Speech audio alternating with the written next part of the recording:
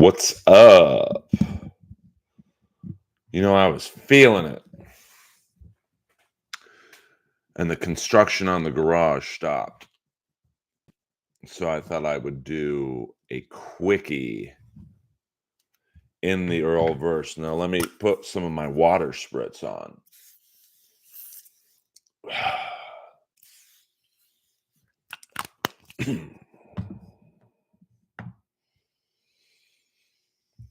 Let's get the Wi-Fi is up to optimal levels. And we'll just do like a 45. Last night was about a 2.5 hour stream, which is quite long in the Earlverse. You know me, I usually like to do an hour or so, keep it tight. But, last night we just got into a groove, and I just couldn't contain myself trying to entertain you guys. And I thought, there's a nice little window between Chad and MLC. You guys are probably jonesing just to keep the YouTube window open and listen to your little eardrums can listen no more. And that's what I'm here for. Chad looks foolish believing all the lies. Well, Michaela, I agree with you. There were no bed bugs. And I didn't smell the BO that everyone else is. I mean, listen, let's be honest, Michaela. You were there as well as I was. Was it the best looking group of people in a room? Probably not. And this is why the internet and the Dabbleverse are what they are.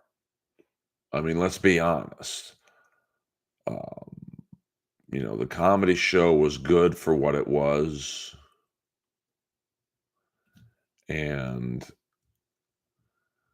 was it the greatest comedy show of all time? Probably not. But it was better than what people are making it out to be.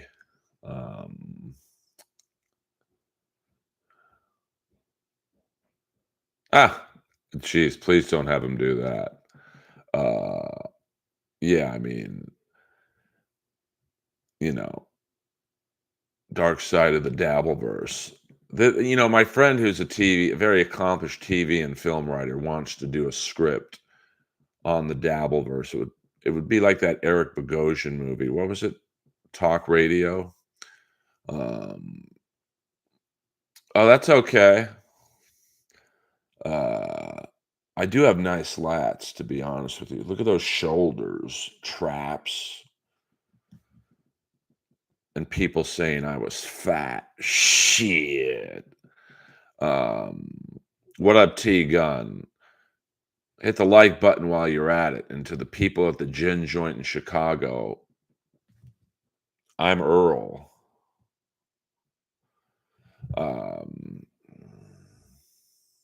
Yeah, but you'd have to spruce it up a little bit, Nick. Like maybe make one of the Dabbleverse a serial killer, something along those lines. You know, there are a bunch of interesting characters in the Dabbleverse, and there's at least one pedophile among us. I mean, that's where they lurk. But yeah, a lot of lies being told about Hackamania, and people saying I'm a Melton ball washer. Uh, why would I suck up to Melton or anyone in the Dabbleverse? They can literally do nothing for me.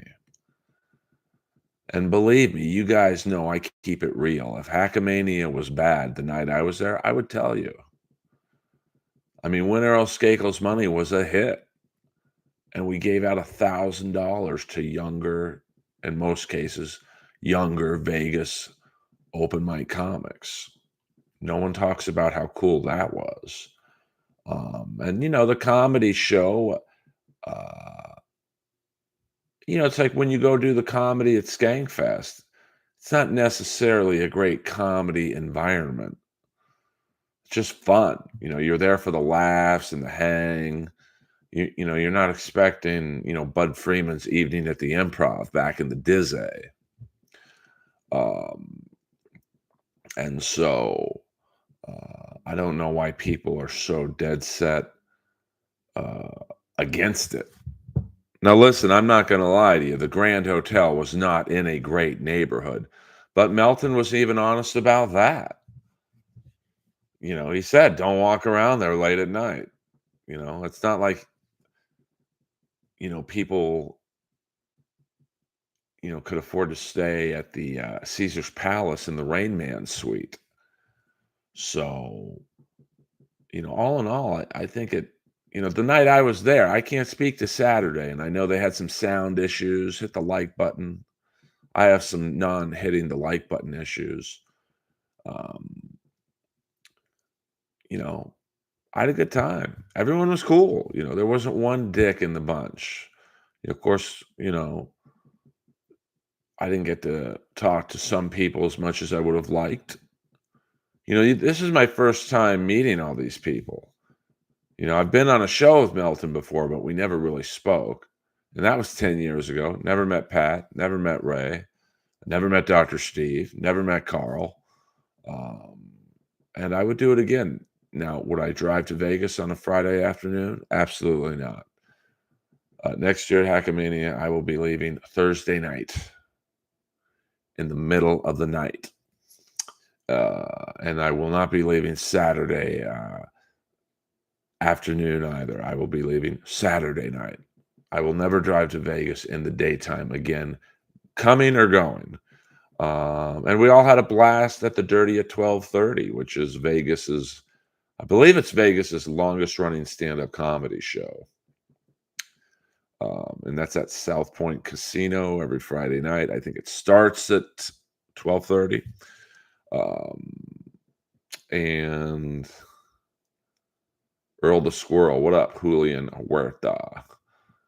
Your chat did go up. It's just, when I don't get a super chat, all the stream looks the same to me. So I, every now and then, don't see every question or whatnot because they all kind of blend in, to be frank. So don't take it personally, Julian Huerta. And yes, we will be off the air by the time MLC starts. I don't want to have you miss 1 second of the genius of Kevin Brennan. Yes, salute the pores. Pores are everywhere. Hit the like button too. It's free. Also, hit the subscribe button if you have not done so already. That actually helps more than the super chats. I mean, I know that fans are under the assumption that the super chats are what most streamers want, which I guess is true, but what I want more than that are the hit the subscribe button, because then that gets you in the algorithm of suggested videos. So, if you guys are watching a music video or whatever you watch on here, and then the next video up is the Earlverse. Oh, what's that? So do that if you can. And, we don't do no Dabbleverse talking here, but we keep it light. But since I was a part of Hackmania,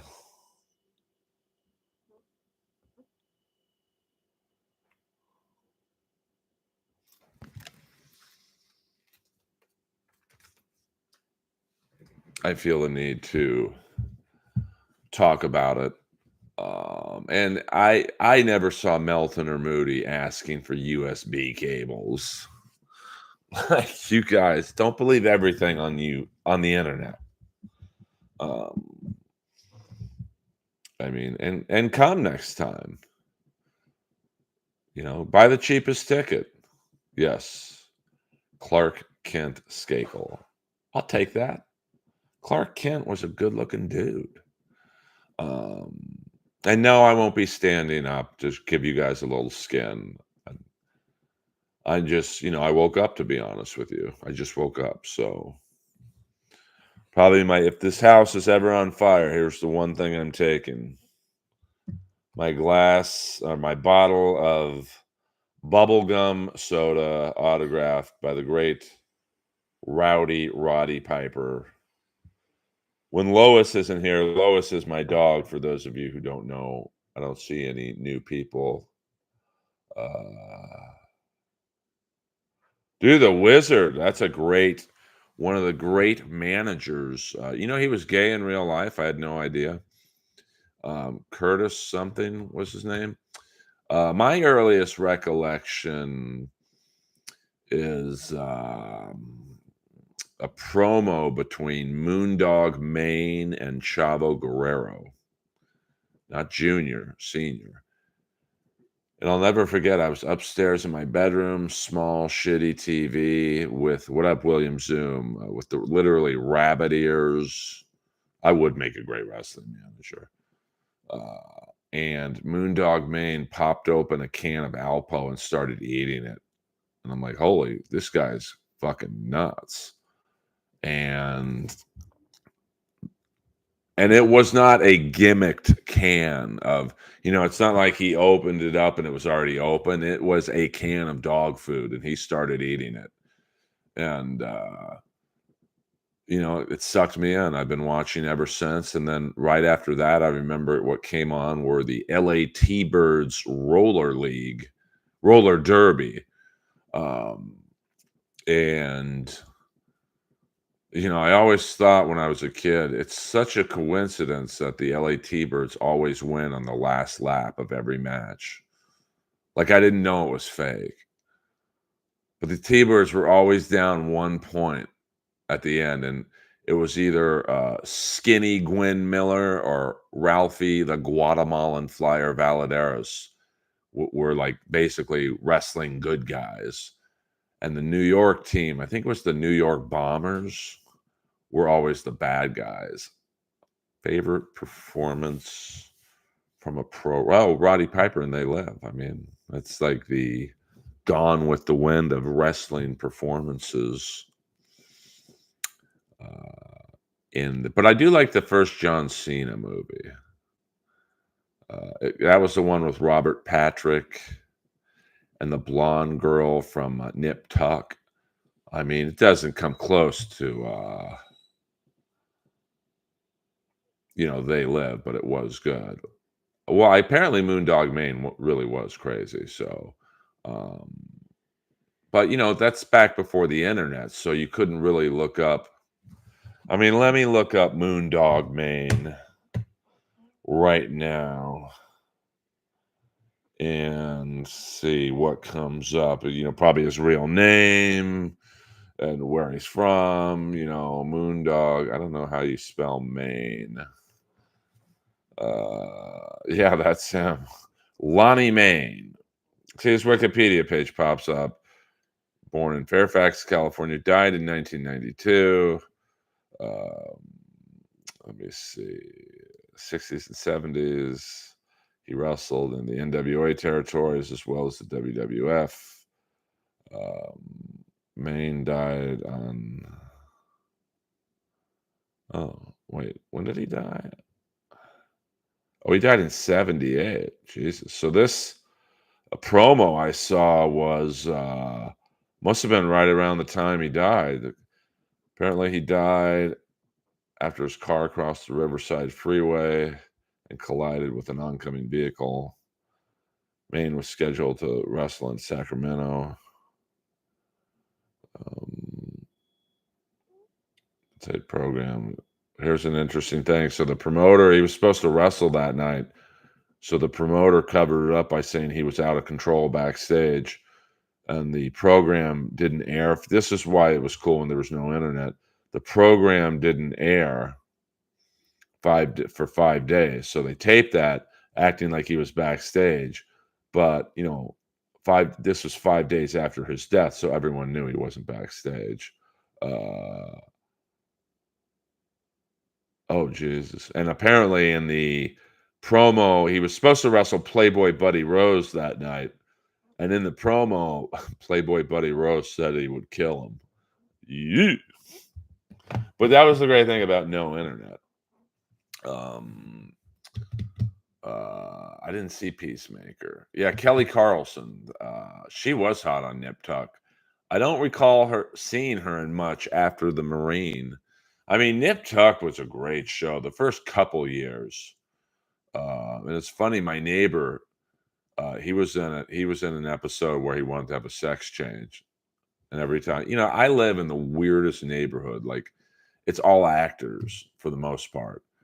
So, like in Miami Vice, the episode, an early episode where, um, man, William's gonna have to help me on this one. The guy plays a hitman. He's a French actor, Logan Bluteau or something along those lines. He's my neighbor. Every time I see him, I say, "Hey, I saw you on Miami Vice last night." I mean, that's 40 years ago, and he kind of looks the same. Um, well, Hollywood gets a lot of people. I mean, I see it every night, every day, every night. I see comics get chewed up by this business. I see, um, actresses. I see a lot of actresses come to the Comedy Store. I'm like, "Oh, I remember you. I haven't seen you work in a while." Um, Thank you, Ambrose. I'll take it. Uh, yeah, he was all. I think the end of his episode was he was waiting in line to get on a plane, a seaplane, and then he got in a boat, and then they caught him. Uh,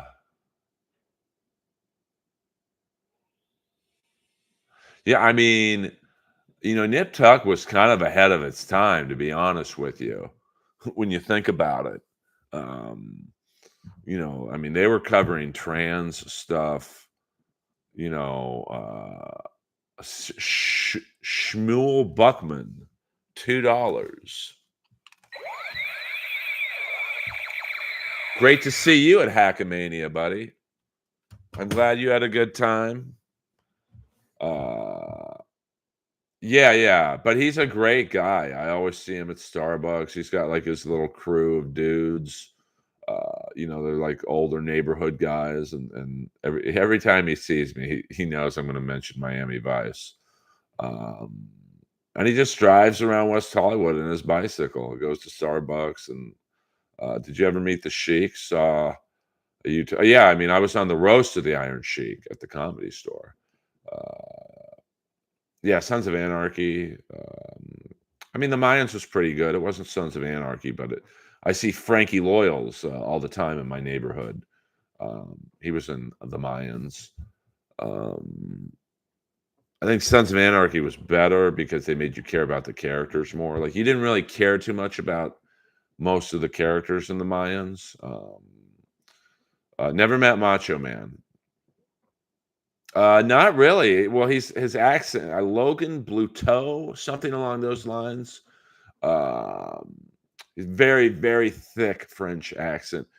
And I saw him recently, I think last year in the Showtime show American Gigolo, where I think he played a hitman too. But he's one of those actors you think, oh, he hasn't done anything since Miami Vice.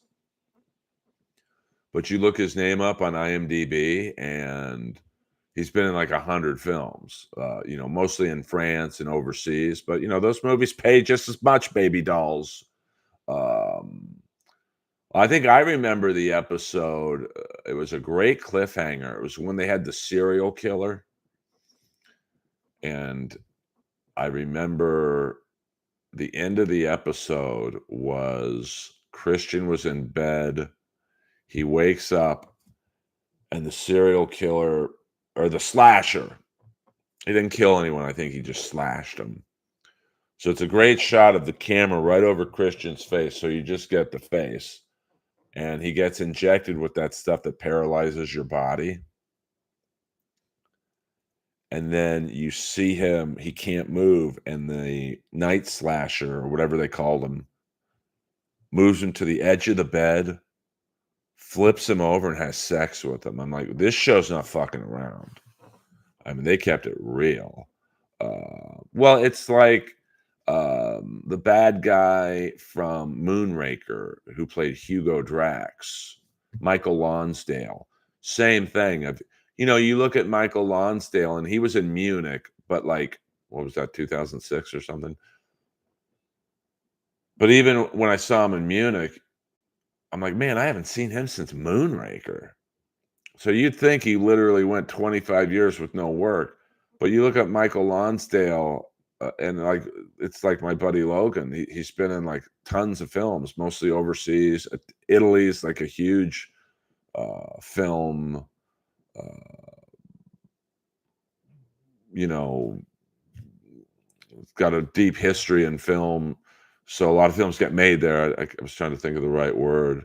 Um, will you perform anal on you? I mean, I don't know. I'd have to see you first. Boing.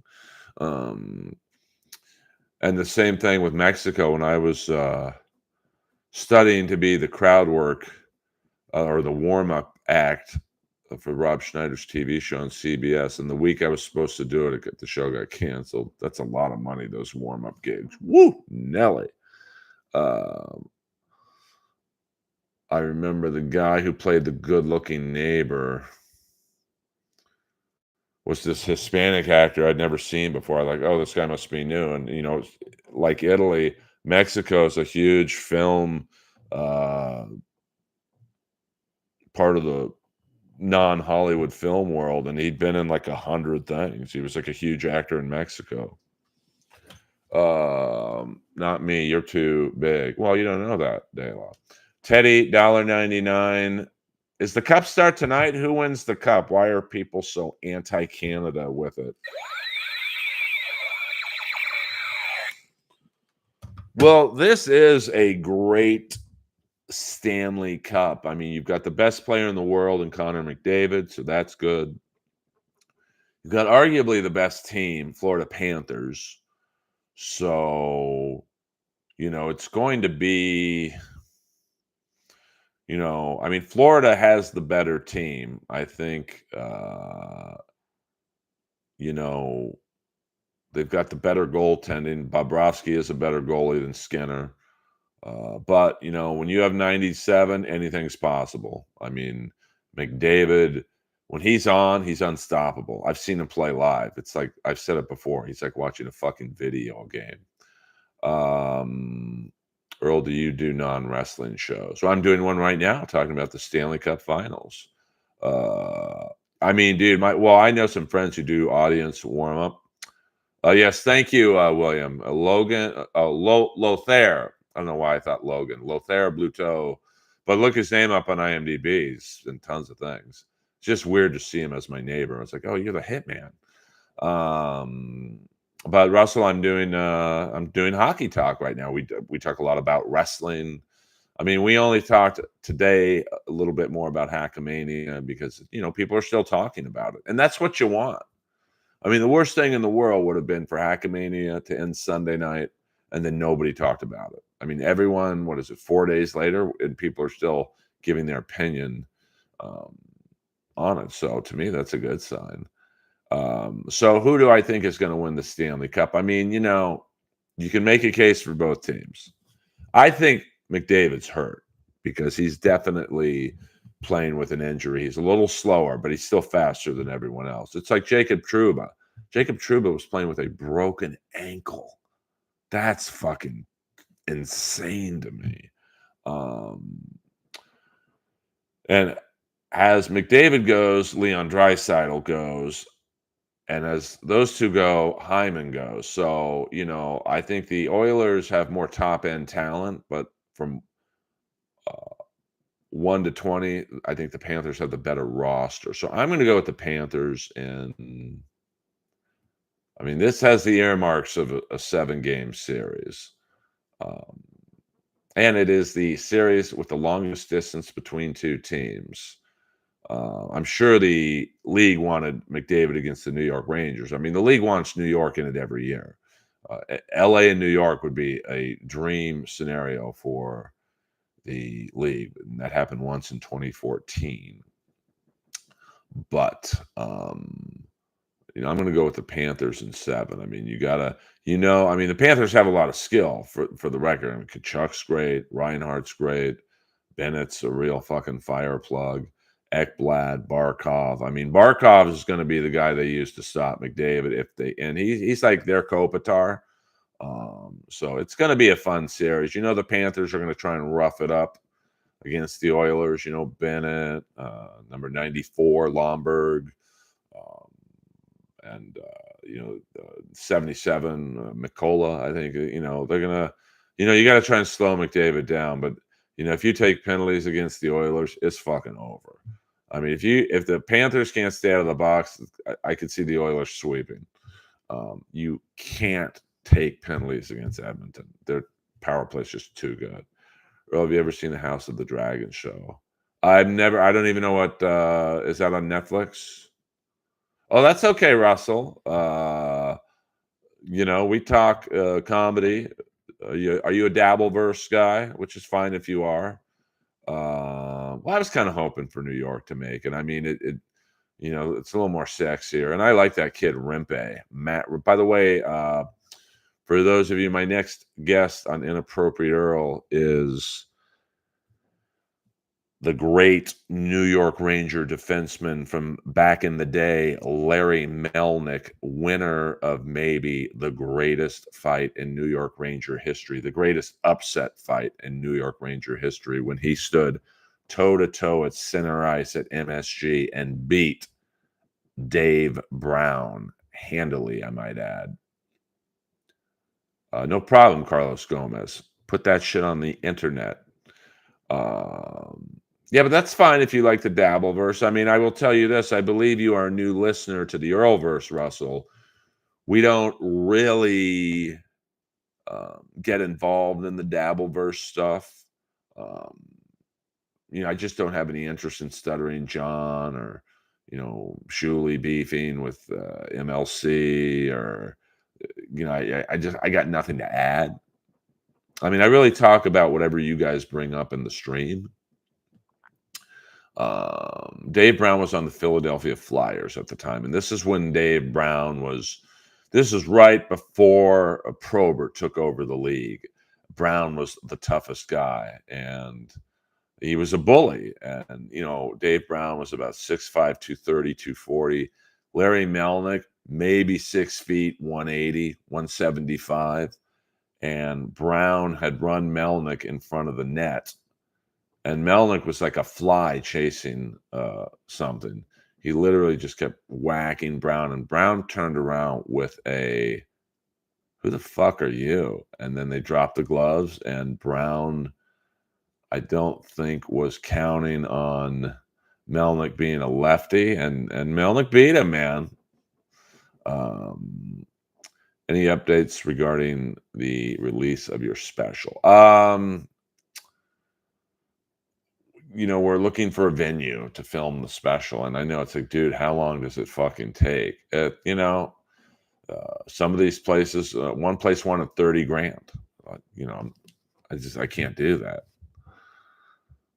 Everyone makes me out to be like some rich, swashbuckling gigolo, but, I can't pay 30 grand for a venue. And then you got to pay the film crew and the sound people. That's probably another 10 grand if you do it right. So, the documentary is basically done. I mean, we could put that out right now, and me, Ryan, and Pistol Pete want to release it. Guess what you would say is a trailer / commercial, and just as like a teaser. So I hope that's within the next month. I mean, we have like 40 hours of usable. I mean, we literally spent a year filming segments. So hopefully sooner than later. to be honest with you. I tried. Yeah, I don't really listen to other comics podcasts because I don't want to steal any ideas. Um,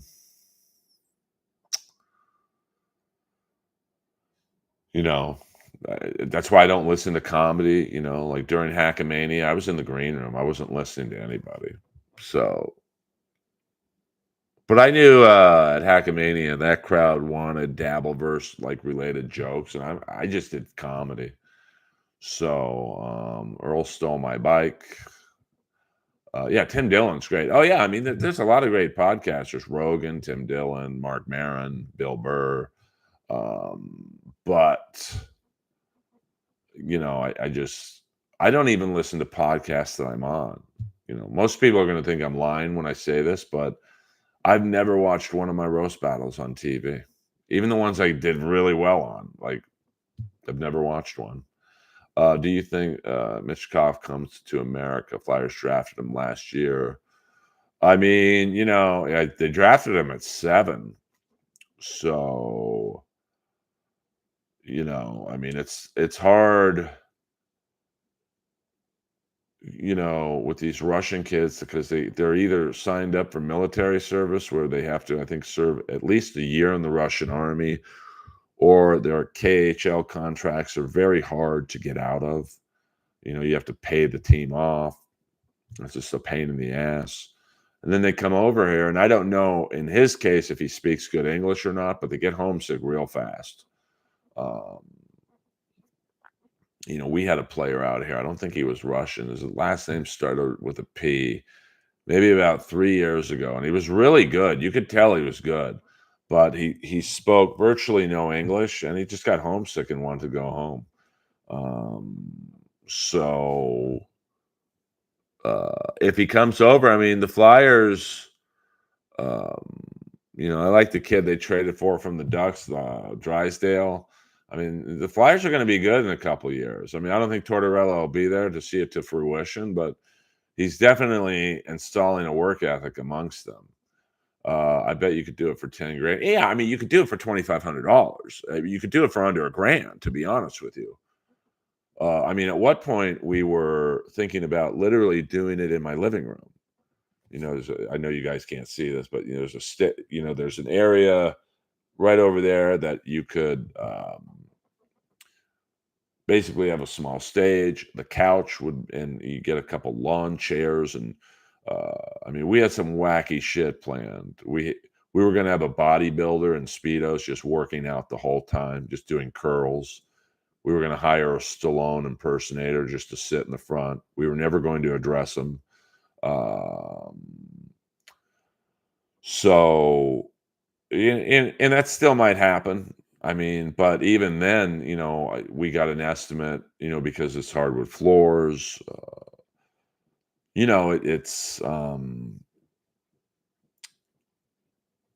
could do it for $500. I mean, you could literally have someone with a GoPro or just one camera, like Hinchcliffe special one shot, like a nice high 4K camera. You could just put it in the middle uh, of the room where it'd be a straight stage shot and just do that. But the sound, if we did it in my living room, the sound problems would be, um, the hardwood floors. Now you say, well, just put carpet on the hardwood floors. You could do that. But the ceilings and the walls are pretty close together, so it would be echoey. So you got to spend money. I realize whenever I do put my special out, it's going to be compared to everyone else's special. So when you look at Matt Rife's special on Netflix, where they probably spent $1 million on it, I can't compete with that. But so I don't want to put out a special just to say I have one out. That's completely meaningless. When I know a friend of mine who did their special at the Comedy Store, cost 100 grand. Um, so I do think you can, uh, do it cheaper. But the most important thing is the sound and the video quality.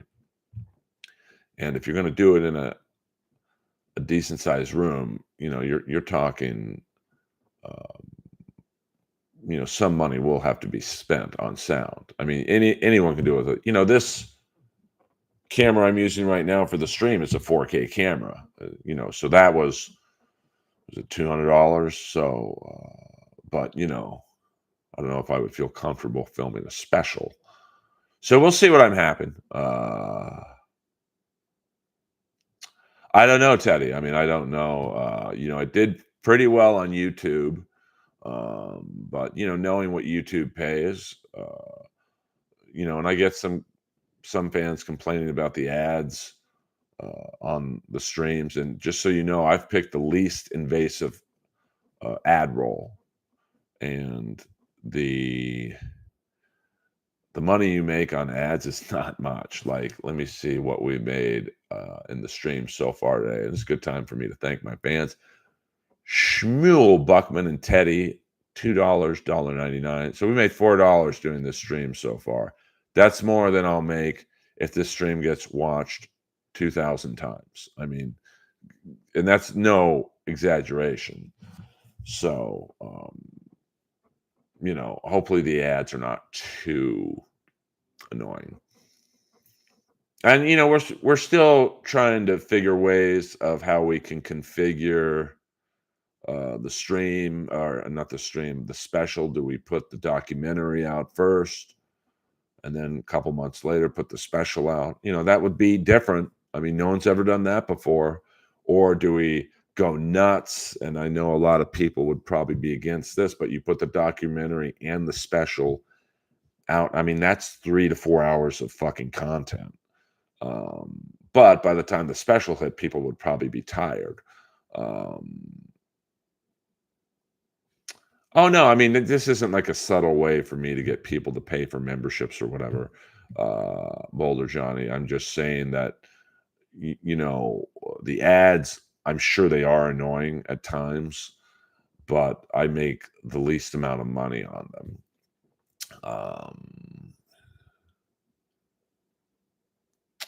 Yeah, I mean, there's ways like, I believe on Esther's first Comedy Central special, they spent like tons of money, like a half million and up. And it looked and sounded amazing, but obviously I'm not in a position to spend a $500,000 on a special. But it will be good. I guarantee you that. I could have put out a Rush special. Um, of course, the 45-minute, I think it was an hour set that I put up on YouTube from the Comedy Store. I would have put that as my special. I mean, it was a one camera shoot. Uh, There's a 4K camera, and it looked and sounded great. And that's with no production value. No, the crowd wasn't mic'd. The only sound is basically the PA system picking at me, and peripheral crowd noise. So I mean, but the documentary I'm very proud of, and we've already spent. I mean, I spent $1,000 of my own money on the opening, the homage to. Oh, I'm sorry, Teddy. I just saw Mishkov. What? I'm sorry, I missed a few questions here. Sorry about that. Earl, what do you think about comics stealing jokes? I mean, being a joke thief in the comedy world is literally the same as being a pedophile in prison. Um, I mean, I don't really know him and and don't really care to be honest with you. I remember once I was hosting Potluck, which is the open mic at the Comedy Store, and he literally was in the back watching, and he was basically listening for jokes or topics that he could riff on. Yeah, hit the like button too while we're at it. Um, you don't want a GoPro, but I mean, I'm sure someone eventually will do a GoPro special. Jordan Yates, I'm sorry. Are you new to the stream? I apologize. Daddy Man, what are your thoughts on the 1986 Great American Bash with Flair and Morton in the cage match? I mean, it's been a hot minute since I've seen that. It will be better than Bobby Lee's special. I never saw it. I love that 1986. I love the mid 80s NWA, WCW. I mean, man, that is some good shit. Um, let's see. You have two options. Oh, yeah, I mean, Williams I don't know if she paid for it, to be completely honest with you. I don't know, yeah, I mean, you could literally I mean, we really thought of, I mean, the guy who did the documentary, I mean, Ryan O'Neal's helping me. He's in on the documentary, but the guy who's actually filming it, he's won awards for documentaries, so he doesn't do things half-ass. And what we were gonna do is have my ex-girlfriend, Gail, Lois's mom, right there serving drinks.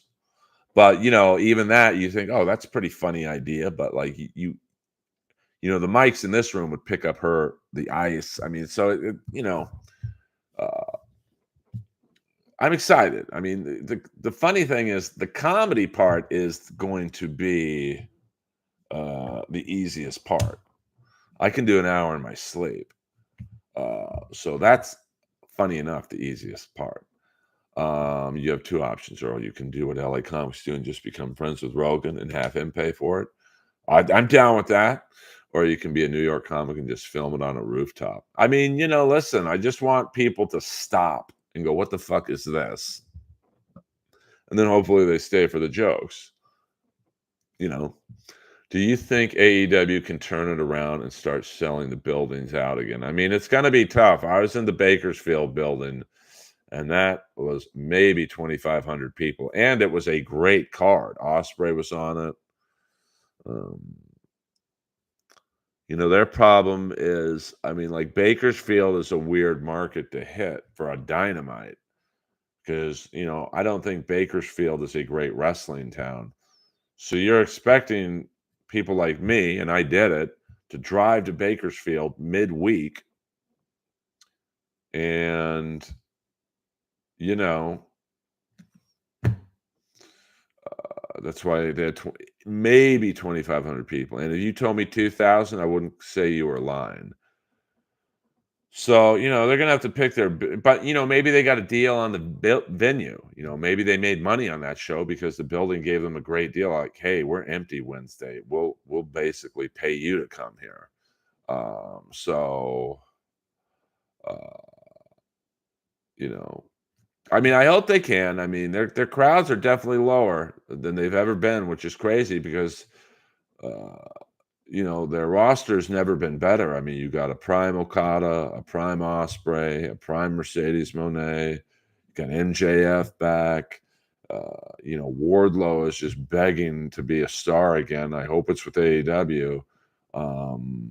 Forbidden Door is always, it's always a good pay-per-view. They do pay-per-views well. I was at Full Gear at the Forum. It was packed. You've got Julia Hart, who is a star. She might be a little young. Sky Blue's going to be big. I just hope they don't fuck it up and like they did with Jade. They build Jade up and WWE takes her over. So the documentary and special, hopefully, I'll have more news um, later for you.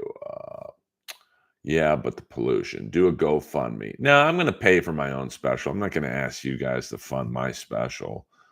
Um, you rock, Earl. Thank you, Sonara. Earl, you're the man. Thank you, Mayor. I'm coming out to LA next month for the first time in years. Let me know, and I'll take care of you at the Comedy Store. Did you have a funny encounter with a wrestler? I've had many funny encounters with wrestlers over the years. I think nothing really stands out, but like when I was asked to host the Roddy Piper Memorial, because Steve Simone was closest with Roddy and he couldn't do it. He was too upset.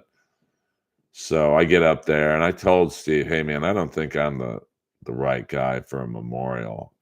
I'm very dry and dark and sarcastic." And Steve just, "Dude, you got to do it." So I get up there and I'm kind of basically warming up the crowd. You got Piper's family in the front row, and there's Keith David from They Live, and it's packed in the main room of the Comedy Store. I've never seen it so crowded. And I thought, hey guys, a couple wrestlers wanted to be here tonight, but they're all dead. Dead silence. I'm just kidding around, guys. Kamala's on his way right now. He's rolling down Sunset. and all I heard in the back was DDP going, "Oh my god." Um, no, I don't think WWE is trying to buy AEW. They got their own problems right now with Vince. What up, Stella B? Well, I think MJF will bring some fans back. But what do you think about TNA working with WWE? Yeah, I mean, I don't know. I've tried to watch TNA outside of the Nimeth brothers, and I do like Moose. I'd like to see Moose in a match. It'd be cool to see him against like Seth Rollins or something. Yes, Keith David. I lose a lot of gigs to Keith David. Fuck that son of a bitch. Well, I think JFL. It started. To be honest with you, it started losing its luster, and it didn't really. It stopped being a comedy festival, and it was more about almost like a casting festival. Like the funniest comics weren't getting it. It was like, okay, we need a fat black comic. Well, are they funny? No, but he's fat and black. Book him. We need a trans comic. Okay, Booker. Are they funny? They're a little rough. Book them. And that's what I think. I mean, the last comic to really break out of JFL was Ron Funches. And even he wasn't even really booked on the festival. He was booked on Unwrapped, which was a kind of an offshoot of New Faces, where if you didn't have representation, it was like a showcase for people who had no representation. And he killed it, and he's great. You got more people on Patreon than me. Well, give me some money, Jay Cudson. I'm just kidding around. But I don't know who Jordan Grace is, because I'm not gonna lie. I mean, I speed right through TNA if it's not Ziggler or Moose. Do you think Triple H will ever use Vince's transgression? Of course. I mean, thank you, Jay Cudson. I appreciate it. Earl, you should do what Jericho is doing right now. Walk around the comedy store and give comedians bad advice and smile and say, thanks, guys. Yeah, I'm the learning tree. Thank you for respectfully answering our questions. Have a great day. You too. What the fuck? Get over it. So we got some Dabbleverse people in there. Jake Hudson, he's a frequent person on Ski Mask and whatnot. I don't have guests on here, so you guys let me know when MLC starts and I'll bone out. I'm not down with the stream sniping. I thought I would just do a quick stream, and look, lo and behold, we got 35, 34 people in here. That's pretty good for me. That's really an all-time stream for me, to be completely frank. So I appreciate you guys tuning in midday. I might do another stream tonight. I might not. This literally might be all for me today. I'm going to yoga at 6 p.m. to clean my mind from all the white noise of Los Angeles stand-up comedy. I mean, it might be weird, Jordan, for Triple H to do that, seeing that he is married to Vince's daughter. No, I think Pat just overslept, and he got to the venue in the middle of Earl Skakel's money. So he got to go up in the middle of that, and he did very well. I mean, I don't know if that was picked up on the stream or not, but he did very well. No protein cookie today. Maybe I will do the comedy special shirtless. If you were a wrestler, what would be your gimmick? My wrestling name would be Dick Hammer, and my finishing move would be the cum shot. Thank you, Jimmy. I'm a soldier in the LA comedy and Dabbleverse adjacent. I didn't even know the NBA finals were going on right now. So, but yeah, I got to meet Pat Dixon. I mean, I had a good time, the mayor. I mean, I know it's, all the people I see criticizing it, they weren't there. So how can you criticize an event you weren't there at? Now, apparently the sound on Saturday was brutal. Uh, and I can't speak to that. I mean, I was watching Win by Two stream and MLC stream, because they were sniping each other. And they were also sniping like Ray's podcast and whatever else was on. But I was in such tears with the traffic I was in. You know, uh, I guess the venue was having some sound difficulties. Who won your money at Hackamania? A lot of people did. We gave away legit $1,000. It's all right, Dominic. Sen. We're doing 10 more minutes, and then you can go just right to MLC, baby dolls. Uh, I don't know. I'd have to think about it, Jordan. I'd have to think about it. It would be something similar to my friend Angel, who wrestles in XPW, and he plays a gay themed character. And what he does is instead of pinning you on your back, he flips you over and mocks putting it in your butt 3 times. That's his finishing move. So it'd be something similar to that. Um, Maybe I would pump you 3 times in the face, pull out a water gun, and blast all over you. But I don't know if that would get me in AEW. I'm trying to get a gig in AEW as a writer or a heel manager, but I've never done it before. So I spoke with someone very high up in AEW, and they're like, "Dude, you'd have to like practice in the Indies. We just can't put you on TV if you've never done it before." I'd be as funny as Prince Nana, and I could give Don Callis a run for his money. Uh, Me too, Jordan. Me too. Do you have a Jim Cornette story? Everyone has a story about him being a real jerk. I mean, I do have a Jim Cornette story. Um, I was on Roddy Piper's podcast. Thank you very much. We were interviewing him, and it was a phone interview that has all our interviews were. And Roddy was always very good, knowing that the guest probably had no idea who I was. So he would always introduce me to them. And about a couple minutes in, you could tell Jim was like, "Hey, who's the third voice in there? I don't know them." And Roddy's like, "That's my friend and co-host, Earl Skakel. He's a comedian." And Jim's like, "I've heard your act. You got a better chance at being a Canadian." Hello. He got me. He got me good, to be honest with you. Um, so I have nothing but love for Jim Cornette. Um, so I watched him. Yeah, I mean, I'd be open to that, Jordan. I mean, yeah, I got no problem with Jim Cornette. Kevin yells and badgers people, but that's his shtick. And that's MLC. Like, when you tune in to MLC, that's what Kevin's going to do. And I think Kevin's brilliant because he trolls the trolls. Oh, you want to say I suck and my brother's funnier? I'm not going to read it. You want to pay me $5 and say I suck and my brother's funnier? I'll read it. Uh, I mean, I would love to be because my comedy right now, I kind of deliver it in a pro wrestling promo cadence. Uh, yes, I love Jim Cornette, but that's my only interaction with him. Um,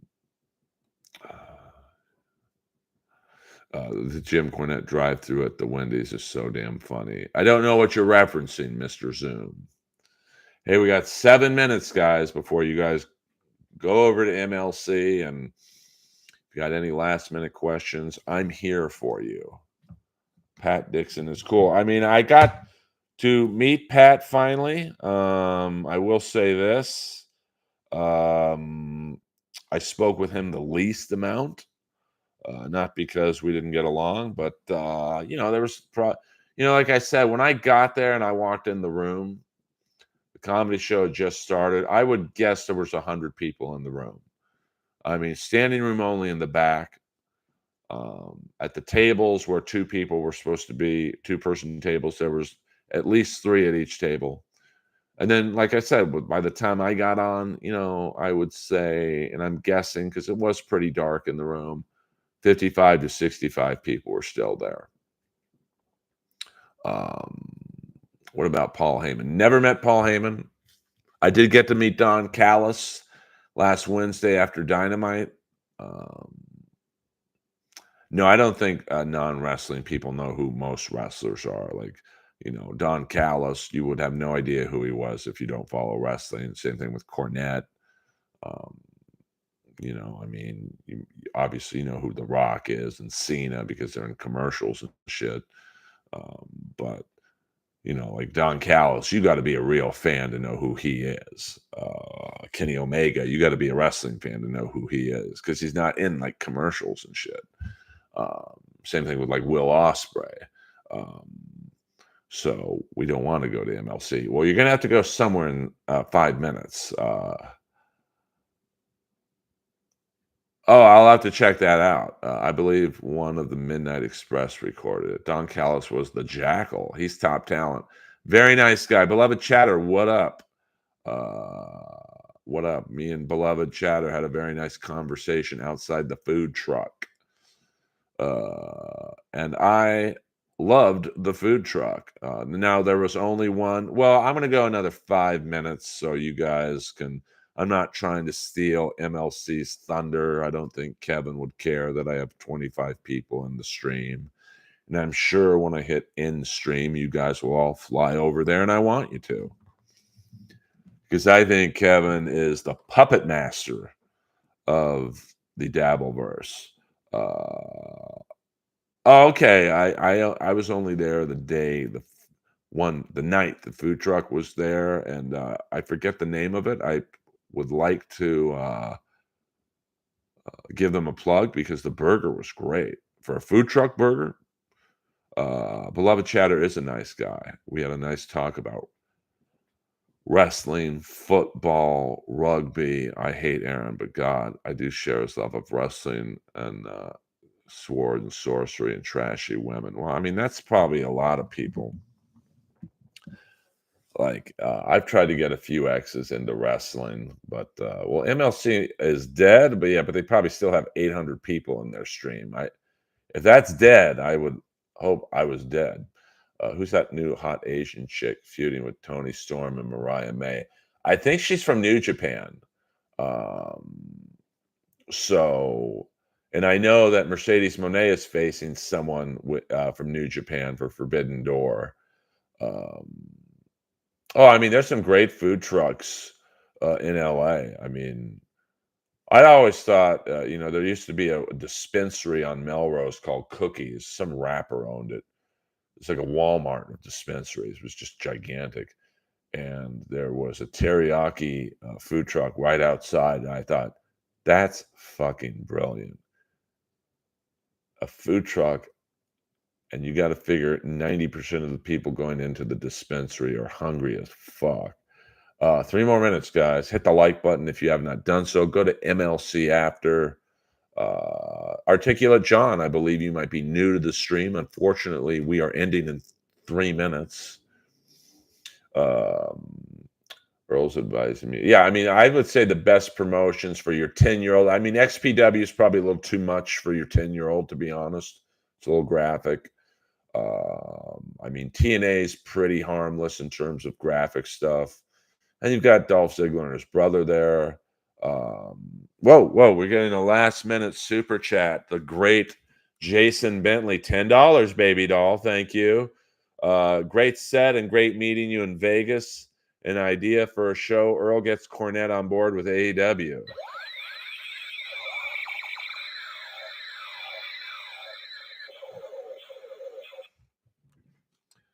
And I'll do this to end the stream. We're not ending the stream right now, but to the people who kept body shaming me, saying I was fat,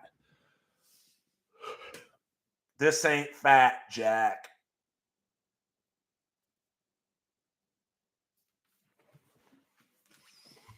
Um, I would love to do a show with Cornette because I think he and I would play well off each other. But his podcast is so popular, he's probably not looking for a sidekick.